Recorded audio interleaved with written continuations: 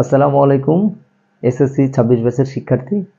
গতকাল আমি জীববিজ্ঞানের প্রথম অধ্যায় জীবন পাঠের উপর একটি লেকচার ভিডিও পোস্ট করেছিলাম, কিন্তু যান্ত্রিক ত্রুটিগত কারণে সেই ভিডিওটি শেষ করতে পারিনি। তো যাই হোক, আজকে সেই লেকচার একের বাকি অংশ নিয়ে আমি আজকে আলোচনা করব। তো আবারও বলতেছি, তুমি তোমার খাতা এবং তুমি তোমার মাথা, এই দুইটা জিনিস ঠিক রেখে ঝটপট পড়ার টেবিলে বসে যাও।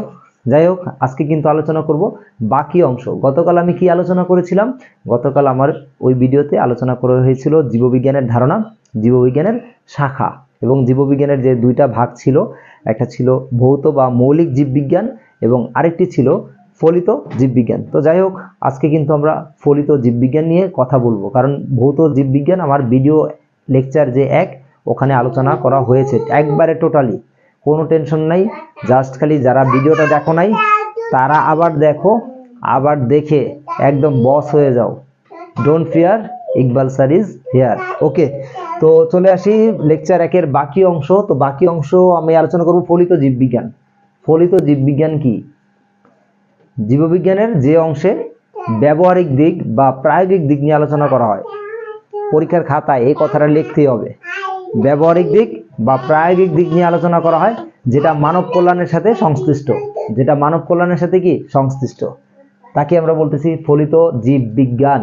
তার মানে কিওয়ার্ড ব্যবহারিক বা প্রায়োগিক দিক নিয়ে আলোচনা করা হয়, যেটা মানব কল্যাণের সাথে সংশ্লিষ্ট। এবং এই যে ফলিত জীববিজ্ঞান, এই ফলিত জীববিজ্ঞানের অনেকগুলো শাখা রয়েছে। সেই শাখাগুলোর নাম তোমাকে জানতে হবে, প্লাস তাদের ইংরেজি যে টার্ম, সেই টার্মিনোলজিগুলো তোমাকে খাতায় প্লাস মাথায় দুইটি জায়গায় রাখতে হবে। এমসিকিউ আসবে পরীক্ষায়। তো যাই হোক, চলে যাই সরাসরি জীবাশ্ম বিজ্ঞান, যেটাকে ইংরেজিতে বলা হয় প্যালায়ন্টোলজি। এটা আবার কেমন বিজ্ঞান? এটা হচ্ছে জীববিজ্ঞানের একটা শাখা, যেখানে প্রাগৈতিহাসিক জীবের বিবরণ এবং জীবাশ্ম নিয়ে আলোচনা করা হয়। প্রাগৈতিহাসিক জীব কারা? যারা অতীতে ছিল, বর্তমানে নেই। এবং জীবাশ্ম কি? জীবাশ্ম হচ্ছে মৃত উদ্ভিদ বা প্রাণীর দেহ অংশবিশেষ। মৃত উদ্ভিদ বা প্রাণীর দেহ অংশবিশেষ, সেটা হচ্ছে জীবাশ্ম। ওকে, তাহলে জীববিজ্ঞানের যে অংশে জীবাশ্ম নিয়ে আলোচনা করা হয় সেটা হচ্ছে জীবাশ্ম বিজ্ঞান, ইংরেজিতে যেটাকে বলা হয় প্যালায়ন্টোলজি। ওকে, নেক্সট চলে যায় জীব পরিসংখ্যান বিদ্যা। জীব পরিসংখ্যান বিদ্যা জীববিজ্ঞানের যে অংশে জীবের পরিসংখ্যান নিয়ে আলোচনা করা হয় সেটা হচ্ছে জীব পরিসংখ্যান বিদ্যা, ইংরেজিতে বলা হয় এটাকে বায়োস্ট্যাটিস্টিক্স। বায়োস্ট্যাটিস্টিক্স। পরজীবী বিদ্যা, জীববিজ্ঞানের যে অংশে পরজীবী বা প্যারাসাইট নিয়ে আলোচনা করা হয় সেটা হচ্ছে পরজীবী বিদ্যা, ইংরেজিতে কিন্তু এটাকে বলা হয় প্যারাসাইটোলজি। মাথায় রেখো কিন্তু। তারপরে চলে আসো মৎস্য বিজ্ঞান, যেটাকে আমরা বলতেছি ফিশারিজ, যেখানে মাছ নিয়ে আলোচনা করা হয়। জীববিজ্ঞানের যে অংশে মাছ নিয়ে আলোচনা করা হয় সেটা হচ্ছে ফিশারিজ বা মৎস্য বিজ্ঞান। ওকে, তারপরে চলে আসে কীটতত্ত্ব। কীটতত্ত্ব কি? জীববিজ্ঞানের যে অংশে পতঙ্গ নিয়ে আলোচনা করা হয় সেটা হচ্ছে কীটতত্ত্ব, ইংরেজিতে যাকে বলা হয় এন্টোমোলজি। ওকে, এখন প্রশ্ন আসতে পারে যে এই যে কীটতত্ত্ব বা এন্টোমোলজি, এটাকে কেন ফলিত জীববিজ্ঞানের অন্তর্ভুক্ত করা হয়?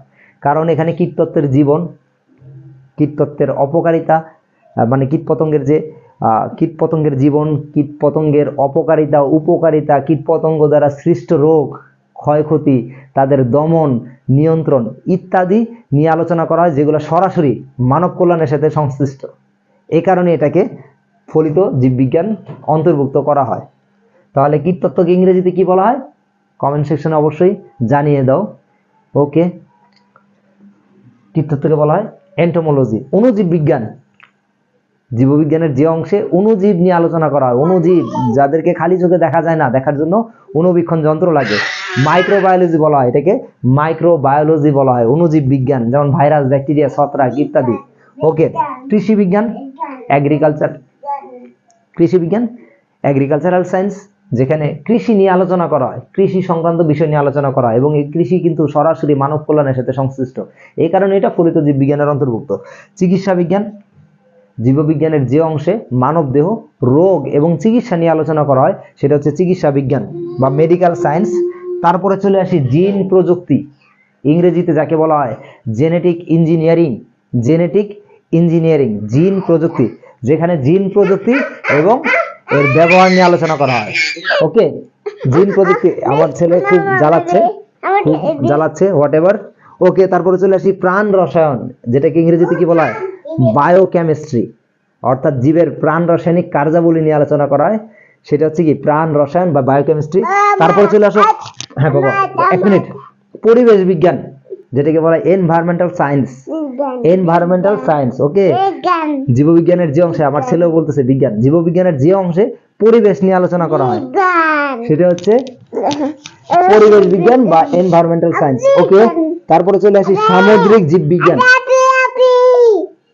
সামুদ্রিক জীববিজ্ঞান, যেটাকে বলা হয় ম্যারাইন সায়েন্স, যেখানে সামুদ্রিক জীব নিয়ে আলোচনা করা হয়। আচ্ছা চুপ বাবা, কথা বলি। জীববিজ্ঞানের যে অংশে সামুদ্রিক জীব নিয়ে আলোচনা করা হয় সেটা হচ্ছে সামুদ্রিক বিজ্ঞান বা মেরাইন সায়েন্স, ওকে, বা মেরিন সায়েন্স, যাই বলো।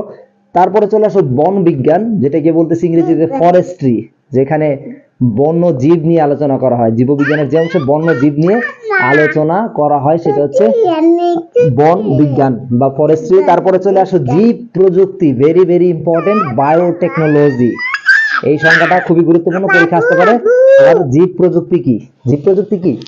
জীববিজ্ঞানের যে অংশে মানব এবং পরিবেশের কল্যাণে জীব ব্যবহারের প্রযুক্তিগত দিক নিয়ে আলোচনা করা হয়। মানব এবং পরিবেশের কল্যাণে জীব ব্যবহারের প্রযুক্তিগত দিক নিয়ে আলোচনা করা হয়, সেটা হচ্ছে জীব প্রযুক্তি, ইংরেজিতে যেটাকে আমরা বলতেছি কি বায়োটেকনোলজি। বায়োটেকনোলজি, ওকে। এই শব্দটা কিন্তু সর্বপ্রথম ব্যবহার করে হাঙ্গেরীয় প্রকৌশলী কার্ল এরেকি। তো যাই হোক, এই বায়োটেকনোলজি চ্যাপ্টারটা তোমাদের সর্বশেষ চ্যাপ্টার, জীববিজ্ঞান বইয়ের সর্বশেষ চ্যাপ্টার, 14তম অধ্যায়। কিন্তু এটা তোমাদের যারা এসএসসি 26 ব্যাচ আছো, শর্ট সিলেবাস, তাদের অন্তর্ভুক্ত করা হয়নি। এটা ইনশাল্লাহ তোমরা 11-12 গিয়ে তোমরা উদ্ভিদ বিজ্ঞানে পড়বে, হোয়াট এভার। তারপর চলে আসো ফার্মেসি, যেখানে মেডিসিন নিয়ে আলোচনা করা হয়।